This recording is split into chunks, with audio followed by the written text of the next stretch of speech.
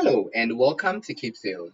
Now in this video, we will be looking at how to change your shop profile information and logo. So let's get right to it. So you click the main menu button, and then you click user settings and it actually brings you to this page. Okay, so once it brings you to this page, you click account permissions and profile settings, and then you click manage business profile.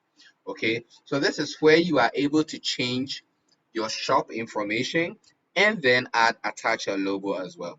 Okay, so you can change the name, you can change the contact, the email address, the location. Once you're done, you click on save changes to save this aspect for you, and then if you want to change the logo, you actually click choose file.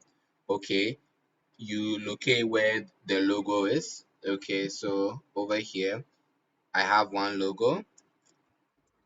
Okay, so we'll use that. Okay, so immediately you choose a photo, automatically it updates for you.